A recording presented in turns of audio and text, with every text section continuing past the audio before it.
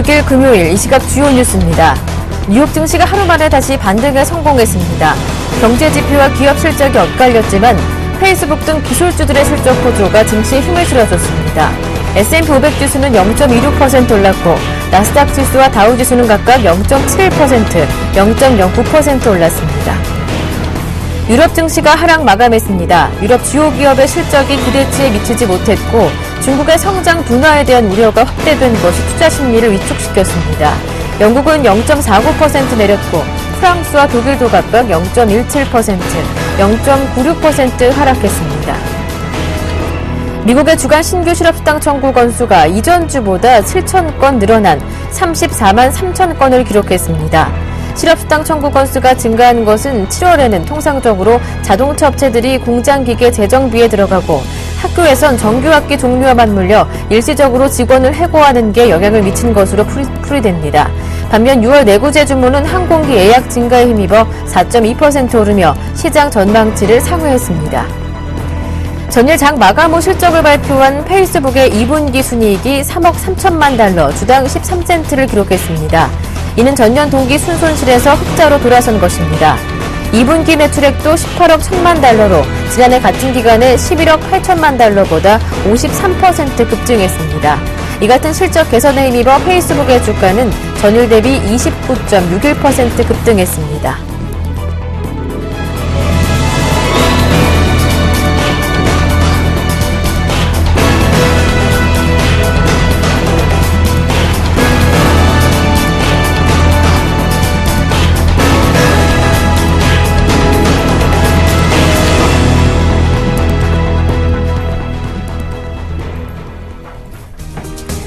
안녕하세요. 굿모닝 대박예감 김보람입니다. 간밤 장중에 출렁이던 뉴욕 증시가 결국에는 소폭 반등에 성공하며 마무리됐습니다. 지표도 대체로 양호했고요. 무엇보다 페이스북이 어제 깜짝 실적을 공개하고 나서 전일장에서 30% 가까이 급등세를 보이면서 나스닥 지수가 가장 큰 폭으로 오르는 모습이었는데요.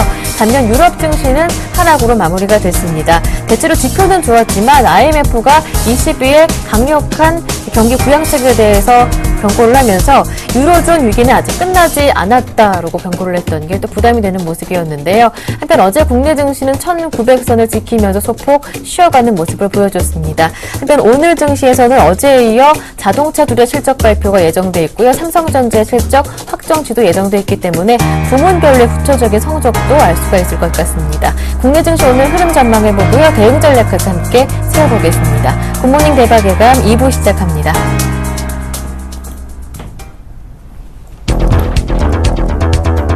어제 현대차를 시작으로 자동차주들의 실적 시즌이 돌입합니다. 오늘은 기아차와 현대모비스의 실적이 공개되는데요. 자동차주의 업황 전망과 주가 움직임 오늘 알아보겠습니다.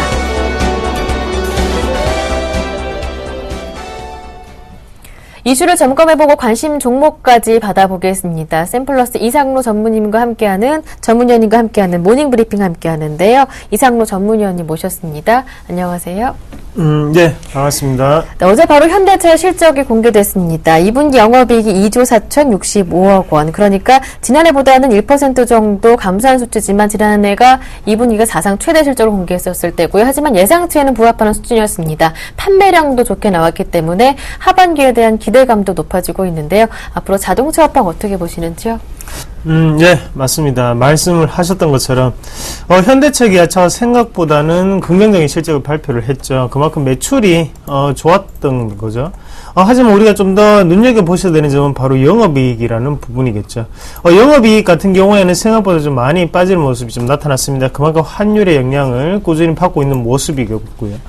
환율의 영향을 꾸준히 받는다는 말은 가격적인 면에서도 당연히 인하를 할 수밖에 없는 거고, 현대차 그리고 기아차 같은 경우에는 인하 소식이 계속적으로 듣기고 있습니다. 그런 모습을 봤을 때 매출은 예전만큼 나왔지만 영업이익이 좀 더 부진하게 나왔다는 것은 당연히 주가에 영향을 미칠 수 있는 부분 나타날 수 있을 것 같고요. 거기에 대해서 어느 정도 기업은 이윤을 추구하는 그런 목적이 있기 때문에 영업이익적인 부분도 상당히 중요하게 나타날 수 있다는 점 꼭 한번 참고를 하시길 바랄게요. 그래서 미국 증시 같은 경우에도 항상 순이익이 얼마나 증가했는가에 따라서 어닝 실적이다 아니다 라는 걸 가늠을 할 수 있는데, 현대차 같은 경우에도 시장의 예상치를 부합하는 실적을 발표를 했다는 것은 긍정적으로 우리가 해석할 필요가 있겠지만, 하지만 영업이익이 부진했다는 것은 좀 더 이런 부분은 참고를 하셔야 되는 부분이 아닌가, 그렇게 좀 말씀을 드리겠습니다. 그리고 우리가 좀 더 중요하게 생각을 하셔야 되는 점은 현대차의 매출이 어디서 나타났을까라는 점인데요. 현대차가 미국 시장 그리고 유럽 시장에서는 상당히 부진한 모습이 좀 나타났습니다. 그래서 현대차 같은 경우에 실질적으로 미국의 예를 들어도 일단은 도요타와 혼다가 약진을 했죠. 하지만 현대차 같은 경우에는 후진을 하고 거기에 대해서 점유율이 그만큼 떨어졌다는 얘기가 되겠죠. 이런 모습이 나타났지만 중요한 거는 바로 이머징 시장이었었죠. 이머징 시장에서 브라질 그리고 중국에서 큰 폭의 성장성을 좀 어느 정도 볼 수 있는 그런 2분기가 아니었나, 그렇게 좀 말씀을 드릴 수 있겠네요. 그래서 상반기 처음으로 중국에서 1000만 대 이상을 돌파하는 그런 부분이 좀 나타났다는 것에 대해서 좀 더 의미를 두실 필요가 있을 것 같고요. 당연히 중국 같은 경우에는 영토 분쟁이라든지 이런 부분에 대해서 반일 감정이 상당히 심해진 것도 사실입니다. 거기에 대해서 현대차가 여전히 반사 이익을 받고 있는 점 우리가 한 번 더 참고를 하실 게 좀 더 좋지 않겠나, 그렇게 말씀을 드리겠습니다. 기아차가 금요일 실적 발표를 앞두고 있는데 지금 예상치 같은 경우에는 매출이 전년 동기 대비해서 마이너스 한 2% 정도 빠진 12조 3천억 원 정도를 발표할 예정이고요. 거기에 대해서 영업이익 부분도 마이너스 22% 전년 동기 대비 됐던 9,614억을 발표할 예정입니다. 그만큼 생각보다는 영업이익적인 측면이 크게 와닿을 수 있겠고요. 그런 부분에서 본다면 시청자분들이 판단하실 때 현대차가 기아차보다는 좀 더 추가적인 상승 모멘텀이 나타나지 않을까, 그렇게 기대를 좀 더 해보시는 게 좀 좋을 것 같아요. 그래서 아직까지 실적 발표가 된 거가 아니고 확정치는 아니지만 일단 현대차 같은 경우에도 꾸준한 수급적인 부분에서 지금은 충분히 올라갈 수 있는 상승 모멘텀으로 바뀌고 있는 과정이라는 걸 꼭 한 번 더 명심하시기 바라겠습니다. 현대차와 기아차 그리고 모든 운수장비 부품업종의 가장 큰 지금 문제점은 바로 환율이었습니다. 하지만 환율적인 부분은 지금 이미 악재가 반영되고 있는 상태고요. 그런 관점에서 봤을 때는 조금 더 중국이라든지 브라질 그리고 러시아 쪽에서의 괄목할 만한 성장성을 우리가 좀 더 무게를 두고 보셔야 되는 점이 아닌가, 그렇게 좀 말씀을 드릴게요. 운수장비 부품업종이 이제는 또 실적을 발표를 하겠죠. 그런 관점에서 한번 보면 지금 현대차 기아차가 당연히 매출 자체는 어느 정도는 선방하는 모습이었지만 영업이익이 부진했습니다. 그러면 운수장비 부품업종은 좀 더 가격적인 압력이 이어질 수 있겠고요. 그런 관점에서 봤을 때 우리가 투자에 대한 어느 정도 포트폴리오를 구성을 한다면 운수장비 부품업종보다는 현대차나 기아차 같은 완성차 업종을 한 종목 더 추가적으로 포트폴리오에 편성을 하시는 게 좀 더 낫지 않겠나, 그렇게 좀 말씀드릴게요. 그래서 한 1등이 좋죠. 1등이 좋고 지금 시장의 분위기상 2등 그리고 3등 주식들이 많이 달려갔던 시장의 분위기였는데 지금 다시 한 번 더 지수가 더 올라가기 위해서는 1등이 한 번 더 달려줘야 됩니다. 그래서 삼성전자라든지 아니면 현대차 같은 이런 기업들이 달려줘야 되기 때문에 그런 관점에서 봤을 때는 현대차가 지금의 시장 분위기상은 삼성전자보다는 핫토픽이 될 수 있지 않겠나, 그렇게 좀 말씀을 드리겠습니다. 지금 차트 한번 같이 보겠습니다. 차트 한번 보시면 일단 하방에서 올라오는 그런 모습이 좀 더 긍정적이라고 좀 말씀드리겠고요. 우리가 또 중요하게 생각을 하셔야 되는 게 2년 동안의 평균 가격보다는 지금 좀 더 위로 올라와 있다는 거죠. 그만큼 매물 자체를 지금 소화를 시키고 난 다음에 올라가는 과정이고, 거기에 대해서 악성 매물이 상당히 많이 나타났었습니다. 이런 매물이 지금 소화가 다 된 과정이라고 좀 더 보시는 게 좀 좋을 것 같아요. 그래서 지지 자체는 단단하게 지금 있는 상태에서 엔화적인 부분은 우리가 누구나 다 알 수가 있습니다. 지금은 그렇게 된다면 지금은 추가적인 상승 기조로 우리가 좀 더 눈여겨보셔야 될 때가 아닌가, 그렇게 좀 말씀드릴게요. 그래서 1차적으로 목표가를 잡아본다면 24만원까지는 좀 더 홀딩 하신 전략이 좀 더 필요하지 않겠나.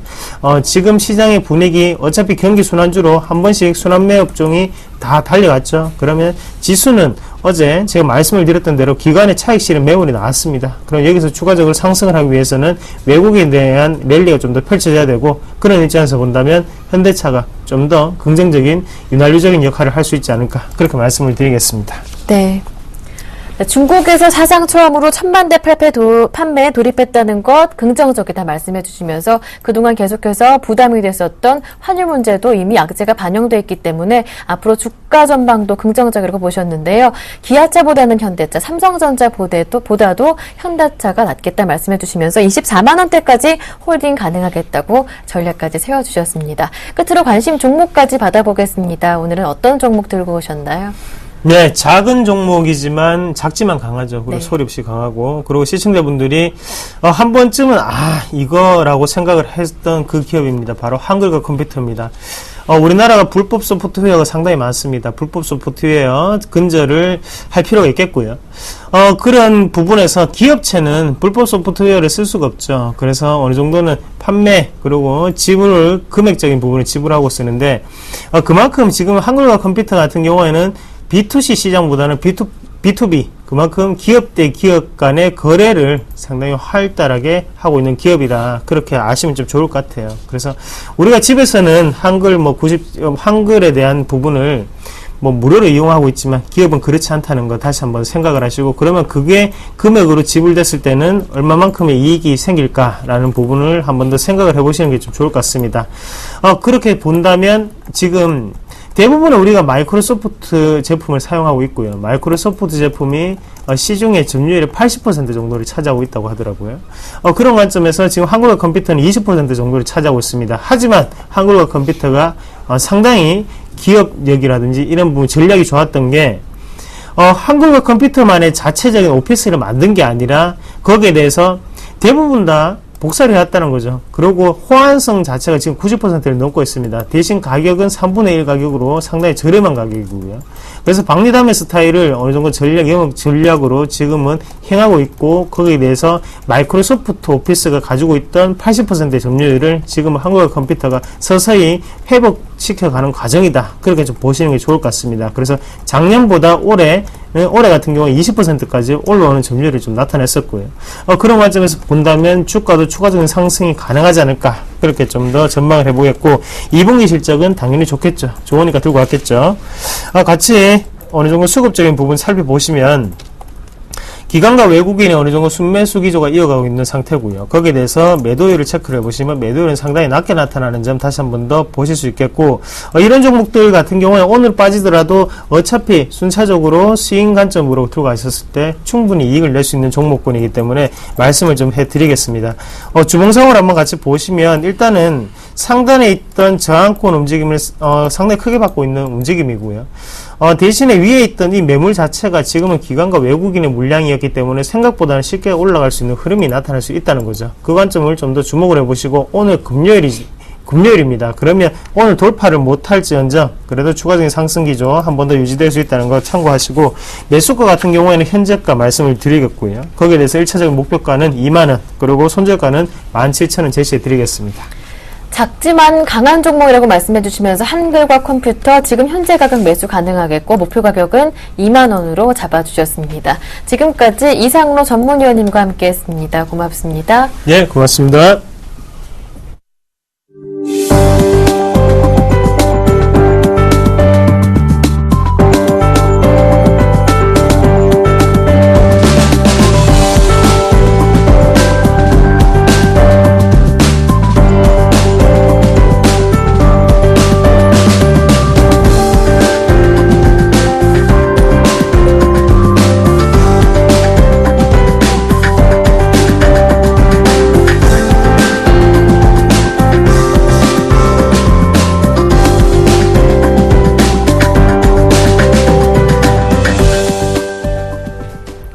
최병곤의 종목박스 시간 함께 하겠습니다. 샘플러스 최병곤 전문위원님 모셨습니다. 안녕하세요. 네, 안녕하세요.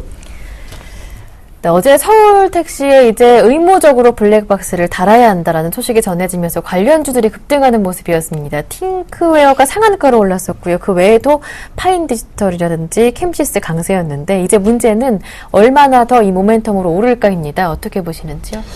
예, 일단 그 내용 자체는 사실 좀 호재성 재료가 맞습니다. 하지만은 이제 예전부터 이미 내기가 나왔던 부분이고 시행을 하겠다는 그 계속해서 공지가 나왔고 이제 그것이 어느 정도 지금 확정이 된 상태이기 때문에 실질적으로 기업에 미치는 영향이 많지는 않을 걸로 예상을 하고 있습니다. 그리고 이미 그 이전에도 택시 회사나 각 택시별로 블랙박스를 이미 많이 사용을 하고 있기 때문에 사실 새삼스러운 내용은 아닌데요. 결론적으로 이제 이것이 계속해서 추가적으로 상승을 한다든지 아니면 주가의 흐름이 계속 이어지려면은 결국 수급 주체가 들어와서 매수를 계속 해주느냐 하는 부분일 것 같습니다. 지금 현재 그 블랙박스 생산업체나 관련 업체들의 주가를 보면은 팅크웨어 같은 경우에도 주가가 역배열 상태에서 계속 하락세를 타고 있었고요. 최근 들어서 이제 바닥을 좀 잡은 상태였었습니다. 그리고 파인 디지털 같은 경우에도 역시 최근에 조정을 좀 받다 보니까 흐름이 그다지 썩 좋지는 않았어요. 그래서 이러한 부분들, 또 캠시스 같은 종목도 최근 들어서는 많이 조정을 받았죠. 그래서 지금 현재 파인 디지털이나 캠시스, 팅크웨어 같은 종목들이 대표 관련주로 꼽히는데 전체적으로는 추세가 좀 약한 편이기 때문에 이 상태에서 그냥 바로 뒤집기는 힘들고요. 오늘 추가적으로 매수가 한번 들어와서 한 번 더 추가 상승을 해주는 형태로 갈 때 주가의 흐름이 더 좋아지고 매수 타이밍을 한번 노려보실 수 있다는 것을 염두에 두시고 대응을 가시는 게 좋겠고요. 현재로서는 어쨌든 갖고 계신 분들 같은 경우는 요번에 반등 포인트가 좀 강하게 잡힐 때 우선은 매도 쪽으로 생각을 좀 하시면서 대응을 하시는 게 좋을 것 같습니다. 아무래도 매수가 추가로 들어오지 않는다라면은 팅크웨어 같은 경우에는 14,000원 정도가 저항 라인이 될 것이고요. 또 파인 디지털 같은 경우에도 역시 마찬가지로 한 9,000원 정도가 저항 라인이 될 것으로 그렇게 예상을 하기 때문에 우선은 가지고 계신 분들은 반등시 매도 관점, 그 다음에 매수를 노리시는 분들은 추가 매수 여부가 들어오는지 여부를 확인하신 다음에 공략을 하시는 게 바람직하다. 이렇게 좀 전망이 되겠습니다. 네, 일단 단기적인 재료가 가능성 있다 말씀해 주시면서 일단 더 오른다면 수익 챙기는 전략을 말씀해 주셨으니까요. 참고해 보시고요. 지난 종목 AS 바로 받아보겠습니다. 12일에 말씀해 주셨던 현대상선 2조 원 정도였나요? 수혈된다는 소식이 어제 급등을 했었고요. 그리고 국방비가 확대된다는 소식에 방산주들이 급등이었는데 지난 5일에 말씀해 주셨던 스페코도 저희가 관심 종목으로 받아봤었죠. 예, 일단 현대상선 같은 경우는 최근에 가장 큰 이슈가 역시 개성공단 정상화 부분이었는데요. 어쨌든 매수 주체가 들어와서 어떻게든 재료를 엮어 들어가서 끌어올리려고 한다라는 말씀을 드렸었고 그렇게 해서 매수 추천을 하게 됐는데 사실은 어제 뉴스를 보시면 아시겠지만은 개성공단 협상이 사실상 결렬됐습니다. 그렇기 때문에 추가적인 상승을 더 기대하기는 좀 어려울 것 같고요. 현재로서는 매수 주체들이 재료가 안 뜨니까 이제 북극 노선 이것을 또 다시 핑계로 삼아서 주가를 끌어올리는 모습이었고 또 예전에 현대건설 인수 때문에 이행 보증금을 넣어놓은 게 있습니다. 채권단에. 근데 그거를 갖다가 이제 최근 들어서 2천 몇백억 정도를 반환받기로 했다는 내용도 호재가 돼서 주가가 어쨌든 목표가에는 도달하는 모습이었습니다. 목표가가 지금 17,500원 정도였는데요. 어제 전일 상승이 18,600원까지 나왔으니까 일단 도달은 했습니다만은 추가 상승을 노리기에는 역시 앞으로의 재료나 그 다음에 업황 상황이 확실하진 않다 이렇게 봐야 될 것 같고요. 장기적으로 물려 계신 분들은 차라리 조금 조정이 있더라도 보유를 하시는 게 좋을 듯 합니다. 왜냐하면은 최근에 해운주나 조선업종의 회복세가 뚜렷하게 보이고 있기 때문에 그런 면에서는 상당히 긍정적이다 이렇게 볼 수 있겠고요. 그 다음에 스페코 같은 경우에는 우리가 이제 전쟁 관련주로 흔히 알고 있지만은 사실은 이 종목 같은 경우에 아스팔트 믹싱 플랜트 쪽에 상당히 양호한 실적을 내고 있고 그것을 통해서 주가가 조정을 많이 받았기 때문에 중장기적으로도 한번 끌고 가볼 만하다 이렇게 말씀을 드리면서 여러 번 소개를 드렸던 종목인데요. 현재로서는 어쨌든 그런 부분도 반영이 같이 좀 되고 있다라고 보고 있습니다. 그래서 추가 상승을 좀 더 기대하셔도 좋을 것 같다. 현재로서는 2,900원대 매수했었습니다만은 지금 3,500원대까지 올라서 있는 상태인데 추가 상승 한 4,000원에서 4,500원권까지도 한번 보실 수 있다 이렇게 판단이 되고요.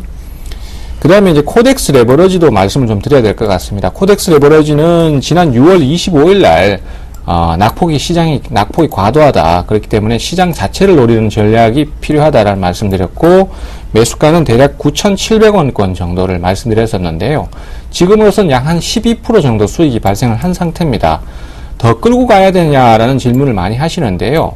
종합주가지수가 저항 라인을 받는 1차 저항 지점이 1900선이기 때문에 그것이 지금 가격대인 11,000원 선이라고 보시면 될 것 같습니다. 그래서 추가 돌파 여부에 따라서 더 끌고 갈지 말지를 결정해야 되는데 1차적으로는 차익 실현 한번 하고 추이를 봐가면서 다시 접근하는 게 좋을 듯 합니다. 그리고 마지막으로 오로라인데요. 이 종목은 그 싸이 관련주로만 알려져 있지만은 실질적으로는 그 캐릭터 사업 쪽에서 굉장히 성장성을 크게 보이고 있고 또 프랑스 쪽에 지금 수출이 많이 증가를 하고 있기 때문에 그런 부분들 때문에 중장기적으로 한번 보실 수 있다라는 말씀 드렸었거든요. 근데 결국은 전고점까지 올라왔습니다. 여기서 더 끌고 가는 건 무리수고요. 여기까지는 기업의 미래 가치가 충분히 반영됐기 때문에 차익 실현을 하셔도 충분할 걸로 예상을 하고 있습니다. 네. 모두 AS 4종목 받아봤습니다. 지금까지 샘플러스 최병곤 전문위원님과 함께했습니다. 고맙습니다. 네, 감사합니다.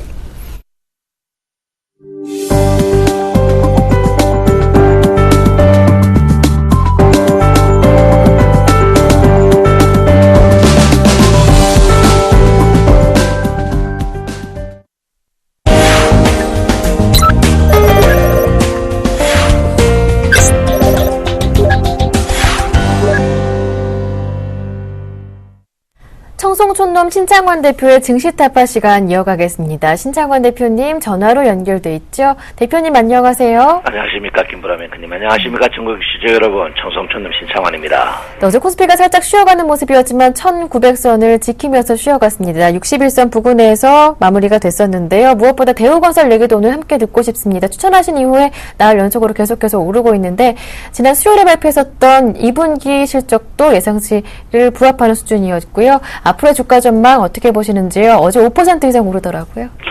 예, 제가 여러분한테 이제 대우증권 추천하고 바로 10% 이상 수익이 났어요. 그래서 어떻게 해야 되느냐, 어떻게 하기는 뭐 어떡합니까? 계속 보유해라 이렇게 말씀드리겠고요. 제가 여러분한테 앞으로 이제 주식은 공개적으로 추천을 한 종목씩 소위 말해서 좀 어느 정도 수익이 많이 날 종목들 꼭꼭 추천하도록 하겠습니다. 전부 우리 시청자 여러분 잘 들으십시오. 최근에 이제 여러분 제가 이제 시황을 조금 잘못했는 부분이 1875포인트 하방 이 부분에서 이제 시황을 잘못해가지고 많은 시청자 여러분께서 혼란이 있었는 것 같은데요. 제가 사죄하는 의도에서 제가 이제 그 전국 시청자 여러분 중에 선물 옵션 하는 분 30분 한정에 한해서 제가 무료로 선물 리딩을 무료 회원권을 드리고자 합니다. 그래서 서울경제로 신청하시면 서울경제나 저에게 신청을 하시면 상담 후에 선별해가지고 30분에 한해서 1억 프로젝트 무료 회원권을 드리고자 합니다. 그래서 여러분 일단 이 방송 들으시는 분 서울경제나 저에게 신청을 해주시면 일단 저희들이 상담해가지고 일단 30분에 한해서 1억 프로젝트 회비 200만 원짜리 무료 상담권을 드리도록 하겠습니다. 어쨌든 많이 신청해 주시고요. 서울경제나 저에게 전화 주시면 선물 회원권을 오픈하겠습니다. 자, 일단 여러분 보다시피 주가는 제가 말씀드렸듯이 61일평까지 도달했습니다. 61일평까지 도달했는데 주가가 추가적으로 갈 것이냐 안 갈 것이냐, 추가적으로 저는 간다고 보는 사람 중에 한 명입니다.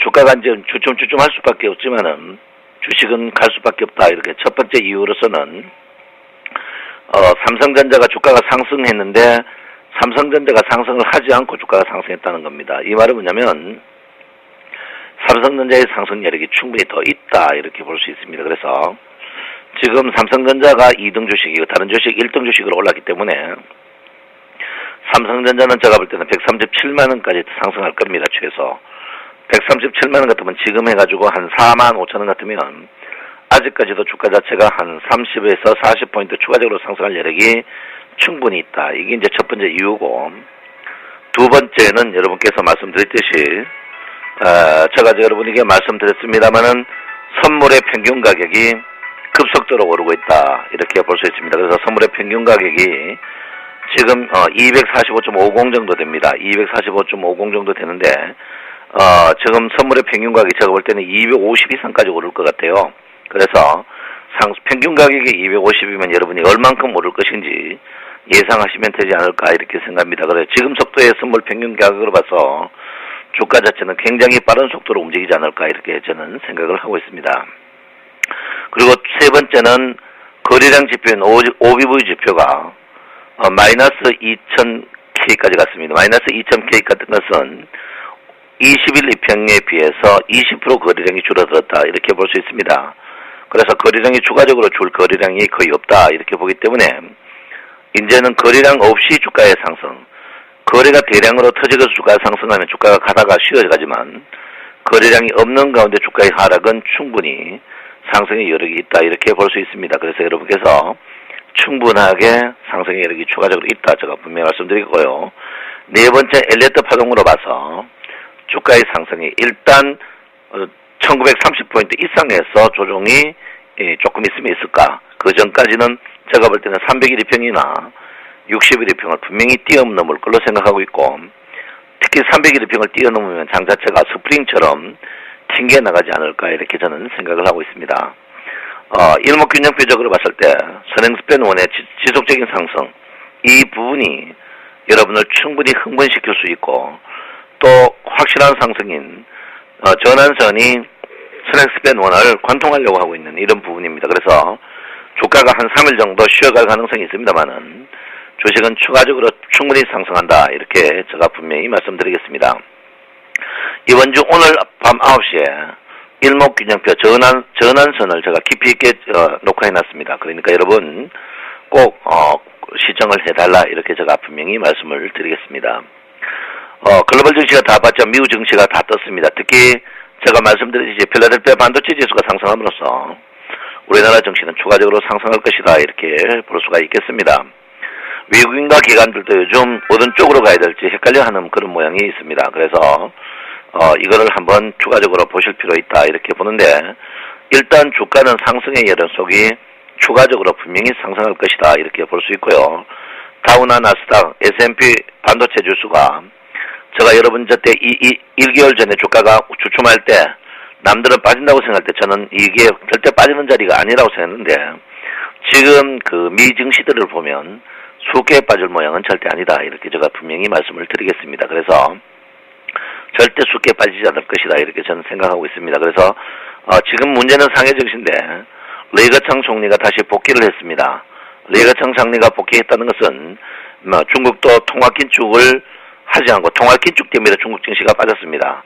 통화 긴축보다는 통화량을 늘리더라도 부작용이 좀 나라도 경제를 살리겠다는 의미를 좀 보여야 될 부분이 아닌가 이렇게 생각하기 때문에 중국 증시도 저는 분명히 반등할 걸로 저는 예상을 하고 있습니다. 어쨌든 간 오늘 피벗을 보시면 여러분께서 새로운 것을 많이 느낄 걸로 생각하고 있습니다. 오늘 1피벗을 보시면 여러분 1피벗 자체가 쉽게 빠지지 않을 그런 모양이 보이고 있습니다. 그래서 지금 1피벗의 형태 모양으로 봤을 때 주가는 추가적으로 상승할 여력이 충분히 있다 이렇게 보고 있고요. 빠져봐야 1900포인트에서 강력한 지지가 있었기 때문에 너무 염려 안 하셔도 된다 이렇게 제가 분명히 말씀을 드리겠습니다. 아무쪼록 여러분 최근에 너무 고생을 많이 했습니다. 특히 글로벌 증시가 다 상승하는데 우리나라 증시를 급격히 뺀 거는 선물, 특히 옵션에서 개인들을 잡기 위해서 한 부분이다 이렇게 보는데, 이런 부분까지 제가 미세하게 여러분 저때 조언하지 못한 점에 대해서 굉장히 죄송하는 마음에서 오늘 30분에 한해서 1억 프로젝트 쿠폰을 나눠주려고 생각하고 있으니까 서울경제TV나 저에게 많은 연락을 주시면 상담 후에 제가 여러분에게 분명히 해드리려고 하고 있습니다. 그래서 여러분 데미지가 많이 입으신 분들 분명히 제가 어느 정도 복귀를 해드리려고 하니까 많이 연락 주시겠고요. 일단 여러분 이번에도 보시면 단문지 정신이 제일 중요한 부분이다 이렇게 제가 볼 수 있습니다. 제가 여러분 주식 밤 10시에 1억 포트에서 수익률 랭킹 1위를 달리고 있는데 증권 또 지금 자리에서는 대형주입니다. 여러분이 하는 것보다는 전문가에게 도움을 좀 받는 게 좋지 않을까 이렇게 생각하고 있고요. 제가 문자를 지금 한도가 또 8명밖에 남지 않았습니다. 8명 받은 후에는 추가적으로 저는 받지 않습니다. 그러니까 오늘 많이 신청해 주시고요. 주식은 추가적으로 분명히 간다. 그리고 대형주 쪽으로 간다. 이렇게 제가 분명히 말씀드리겠습니다. 아무쪼록 주식이 제가 볼 때는 21일평 자체가 61일평에 교차되는 그날까지 주가는 추가적으로 상승할 여력이 충분히 있다 이렇게 보기 때문에 여러분 절대 임전무태 단무지 정신으로 계속 갖고 계셔야 된다 이렇게 보시고요. 주가 자체가 지금 140포인트 떴으니까 쉬어간다 이렇게 절대 생각하시면 안 됩니다. 빠질 때 200포인트 이상 빠졌기 때문에 뜰 때도 분명히 많이 뜰 가능성이 있다 이렇게 보시고요. 지금 주가가 점점 더 강해지고 있습니다. 격계단형에서 쭉 뻗어가는 이런 모양을 보인다. 이거는 전형적으로 N자형 모양으로 가기 때문에 N자형 모양은 쉬더라도 쉽게 죽지 않고 주가 자체가 휘날리는 모양으로 주가적으로 영 많이 갈 수 있습니다. 그러니까 여러분 기죽지 마시고 분명히 끝까지 가셔야 된다 이렇게 봅니다. 주식의 상승이 여러분 주가가 상승한다면 대형주가 가는 거 아시죠? 항시 여러분 소형주보다는 대형주 사셔야 된다 이렇게 보시고요. 제가 코스닥 종목은 분명히 61평에서 저항받아가지고 여러분 손대지 말했습니다. 코스닥이 쉬어가는 사이에 코스피 자체가 엄청나게 상승을 하고 있습니다. 코스피 쉴 것 같습니까? 절대 않습니다. 무게중심 자체가 코스피로 왔고 지금 신용 보면 4조 5천억인데 3조가 코스닥입니다. 여러분 코스닥 깡통 치는 그날까지 코스닥은 분명히 올라가지 못하니까 코스피로 집중하시고 여러분 많은 힘내시기 바랍니다. 여러분 사랑합니다. 청송천남 신청합니다. 네, 말씀 잘 들었습니다. 이제 단기적으로 1930까지는 무난하게 오를 것이다 전망을 해주셨고요. 지금은 대형주로 기다리는 단무지 정신 중요하다 언급해 주셨습니다. 코스피 쪽으로 무게중심이 쏠리고 있기 때문에 코스닥은 주의하자 당부하셨고요. 지금까지 신창환 대표님과 함께했습니다.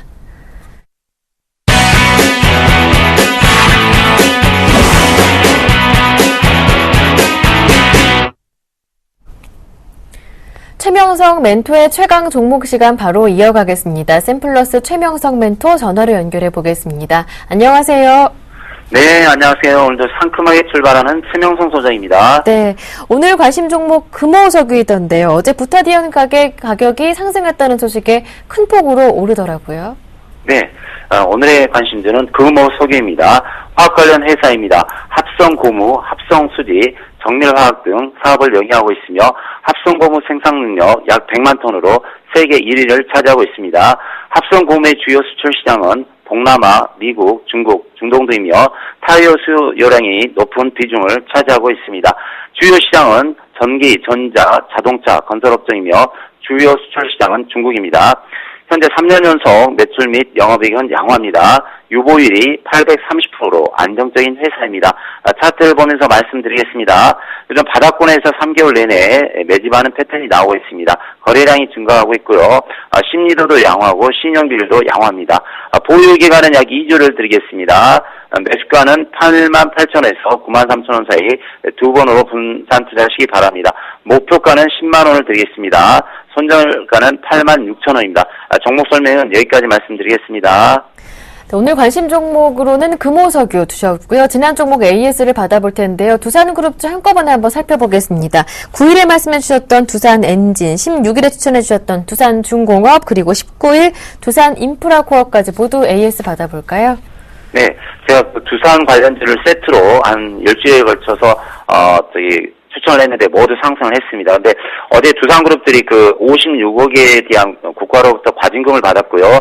또 두산중공업이 그 영업이익이 약 22% 줄었다 해가지고 두산그룹들이 어제 약간의 조정을 주었습니다. 그래서 여기서 잘 대처해야 하기 때문에 제가 두산그룹에 대해서 AS를 해드리겠습니다.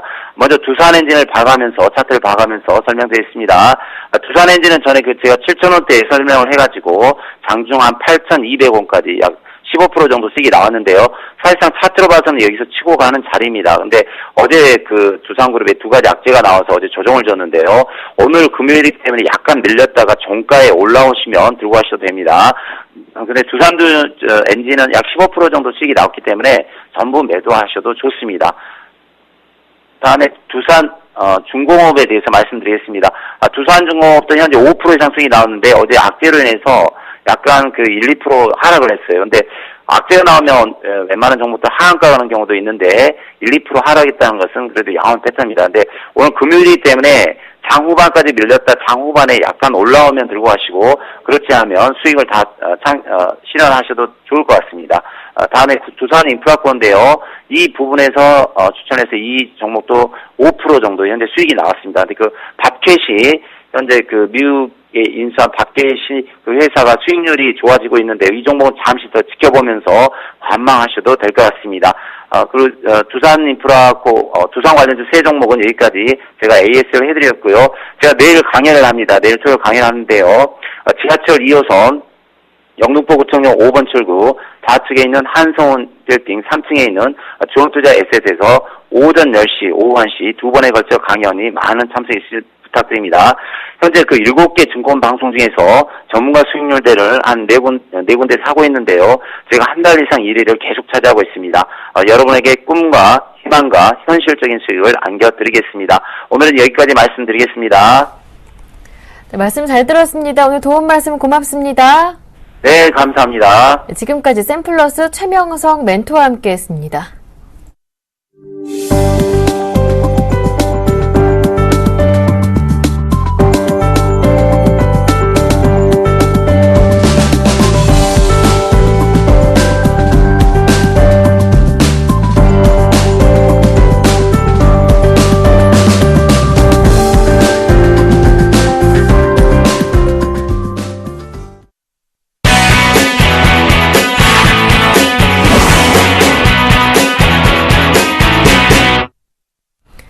이어서 신승용 대표님과 함께 오늘장 주목해야 할 이슈들 다시 한번 정리해보면서 오늘 대응 전략까지 세워보겠습니다.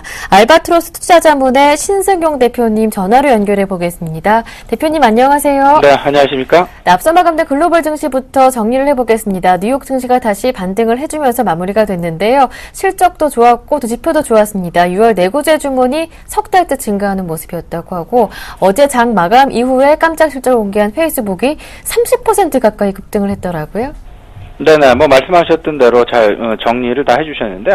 일단 그 6월달 내구재 주문 호조, 이분 이제 4.2% 전월 대비해서 이제 증가하는 그런 모습 나타났었습니다. 시장 전망치였던 1.3%에서 한 1.4% 내외의 성장치를 훨씬 한 3배 이상 상회하는 그런 증가폭 나타났습니다.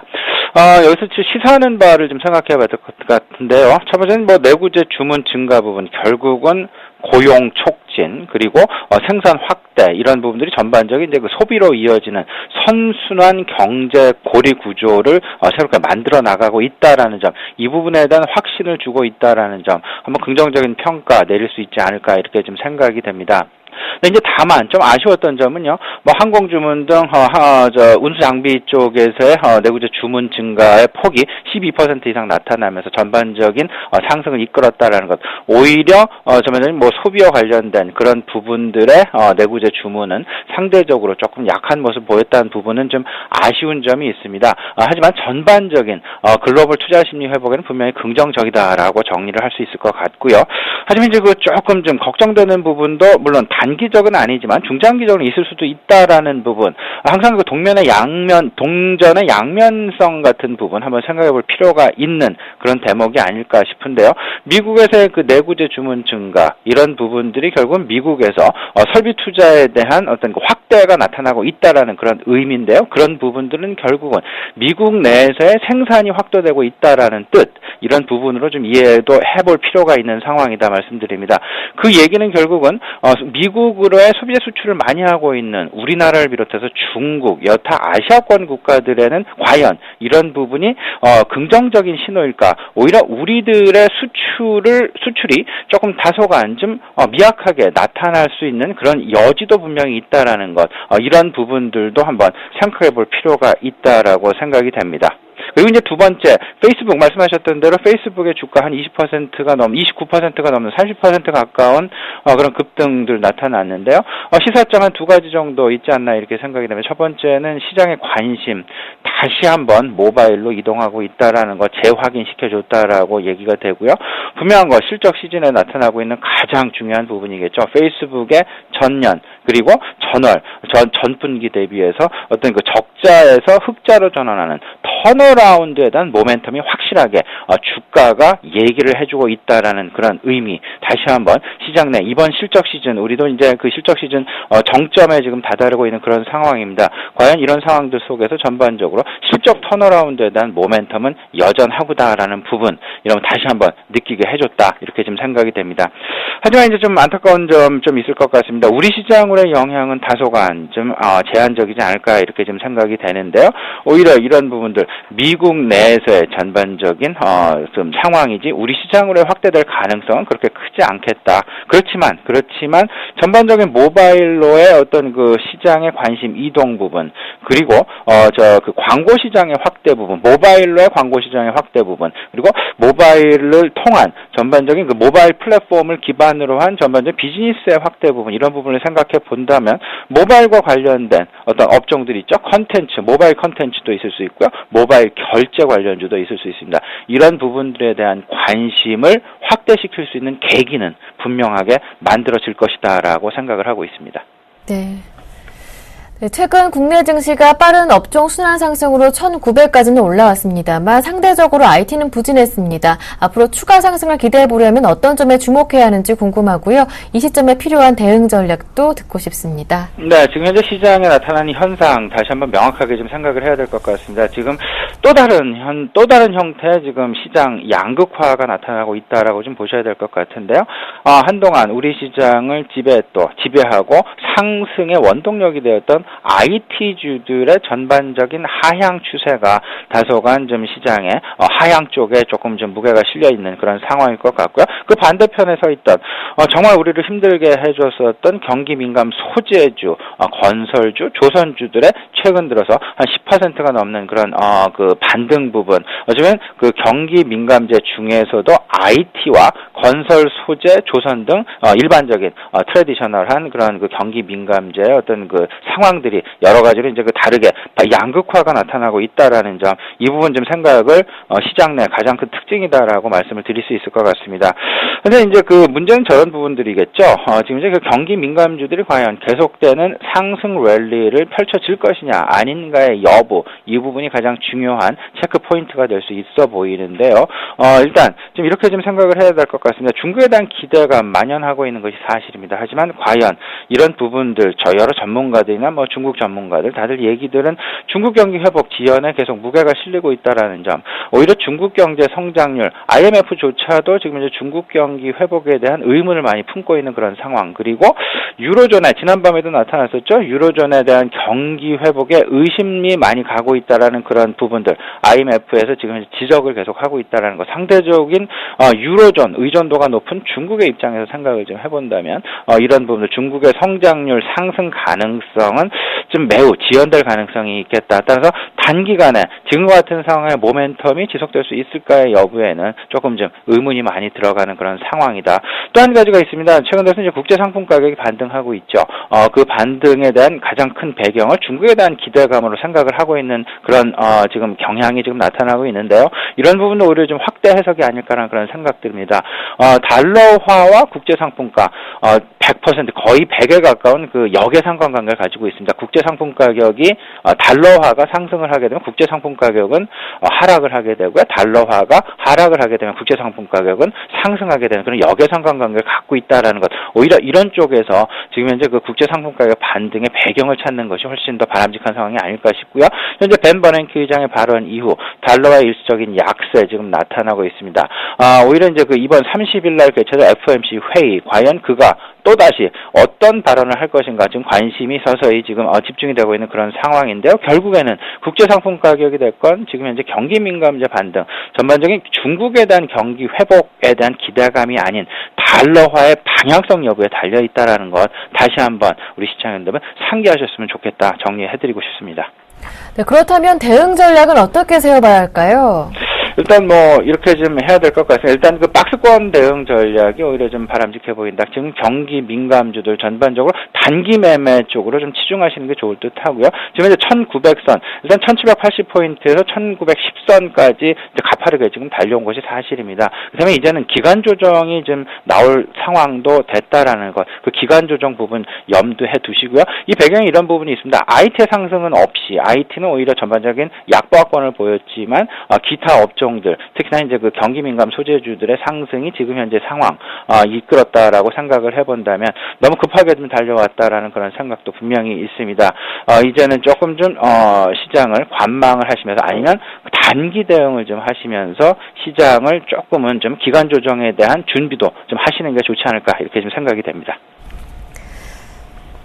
네, 외국인들의 수급에 대해서 궁금한 점이 있는데요. 외국인들 지금 나흘째 매수를 해주고 있는데 1,900을 만들어놨던 게 외국인들이었거든요. 좀 추세 전환이 일어나는 것인지 어떻게 보시는지 궁금합니다. 네, 외국인 올해 들어서 10조 원 정도 매도를 했습니다. 하지만 지난 한 2, 3주 동안에 1조 원 이상 매수를 하는 그런 모습 나타났었죠. 과연 이 부분 추세적인 상황이냐 아니냐를 생각을 해본다면 저는 일단은 단기적으로는 가능하다라고 생각을 하지만 중장기적으로는 조금 좀 의문이 많이 간다 이렇게 생각을 하고 있습니다. 그 가장 큰 외국인들의 투신 변화에 가장 크게 영향을 주는 것, 아까 좀 중간에도 말씀을 드렸었죠. 달러화의 방향성이 가장 큰 변수일 수밖에 없다라는 것. 지금 현재 일시적인 달러화의 약세 나타나고 있습니다. 이런 상황들로 인해서 최근 외국인들의 매수세 나타나고 있다라는 점. 절대 우리나라의 어떤 지금 현재 실적에 대한 기대감이라든지 중국에 대한 기대감을 가지고 들어온다라고 생각하시면 제 개인적인 판단입니다만 낭패를 보실 가능성 분명히 있습니다. 오히려 달러의 방향성에 주목하시면서 글로벌 투자자들의 심리 상황 어떻게 변화하는지 이 부분을 따져보시는 게 지금 현재로서는 가장 중요한 부분이다. 다시 한번 강조드리겠습니다. 네, 외국인들의 수급 단기적으로는 가능하겠지만 중기적으로는 아직 아니다 진단해 주셨습니다. 말씀 잘 들었습니다. 고맙습니다. 네, 감사합니다. 네, 지금까지 알바트로스 투자자문의 신승용 대표님과 함께했고요. 현재 동쇼가 진행 중인데요. 간략하게 짚어드리겠습니다. 코스피 예상주수는 1907포인트로 어제 종가보다는 2포인트 정도 내려와 있고요. 코스닥은 542포인트로 0.2포인트 정도 소폭 올라와 있는데요. 모두 보합권에서 아직까지 움직이고 있습니다. 저는 여기에서 인사드리겠습니다. 주말 행복하고 즐겁게 보내시고요. 저는 다음 주 월요일 아침 7시에 다시 올게요. 함께해 주신 여러분 고맙습니다.